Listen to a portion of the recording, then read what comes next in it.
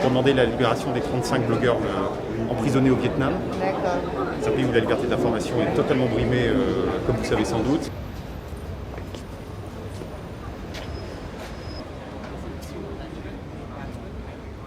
Mon collègue Allez, on avance messieurs s'il vous plaît. On rentre Vous allez nous emmener où là? Sur la droite. C'est loin quand même. Allez, avancez. On veut simplement remettre ça. C'est pas, vous voyez, on a sollicité une entrevue, un rendez-vous pour pouvoir remettre ça. C'est pas une manifestation.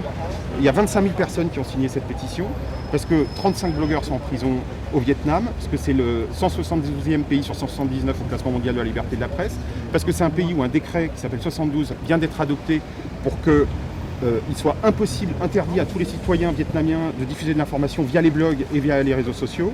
Enfin, c'est un pays où quiconque enquête sur les affaires de corruption, d'environnement est totalement empêché de parler. On vient calmement remettre une pétition 25 000 personnes. Alors vous pouvez dire qu'on est 25 000 manifestants, parce qu'il y a 25 000 noms là-dedans. Donc oui, on est 25 000 manifestants de ce point de vue-là.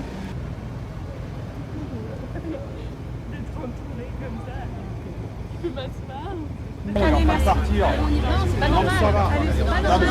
Si c'est autant pour la France que c'est juste délicat de voir. Non, mais on a une pétition, monsieur le Premier ministre. Prime Minister. We have a petition. Oh, c'est bon. Liberté, Vietnam! Non, bah c'est quand même honteux que pour des ordres soient donnés, pour tout ça au nom de l'image de la France vis-à-vis des yeux délicats du Premier ministre vietnamien. Manifestement, ça aurait été ennuyeux que le Premier ministre vietnamien nous voie, alors que simplement on arrivait avec cette pétition. Il y a quand même manifestement une préférence pour le business, les simples affaires, alors que certains ont envie de faire du business au Vietnam, pourquoi pas, que certains ont envie d'aller passer leurs vacances dans ce joli pays, pourquoi pas, mais enfin à condition de ne pas oublier que c'est un pays qui est 172e sur 179 au classement mondial de la liberté de l'information et où toute information libre est absolument bloquée par le centre de la propagande et de l'éducation.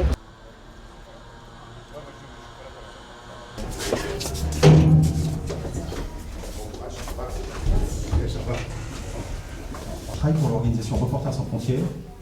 Je voudrais remettre cette pétition à l'ambassadeur. C'est une pétition de 25 000 personnes sur la liberté de l'information au Vietnam, pour la libération. Parce que ici c'est le service militaire. Il n'y a personne, la personne qui est chargée des enfants. Mais j'imagine qu'il y a plusieurs conseillers de l'ambassadeur. Et l'ambassadeur. Non, on aimerait simplement, on vient lui déposer. On a essayé de la remettre au Premier ministre ce matin. Pardon? C'est juste pour redéposer ces papiers. Oui, mais on aimerait la remettre en main propre à quelqu'un qui travaille avec l'ambassadeur. We just call for the release of 35 bloggers in Vietnam. Ah, vous pouvez mettre dans la boîte. Ouais, mais on ne veut pas la remettre dans la boîte. On veut, c'est quand même une pétition de 25 000 personnes. On ne va pas la mettre dans une boîte aux lettres pour qu'ensuite. Of course.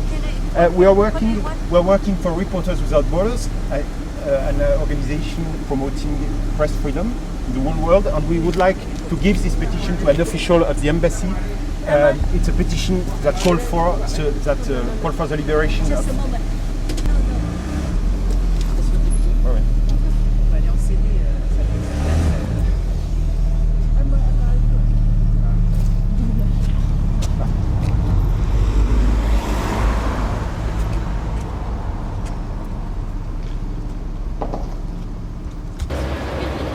Pardon.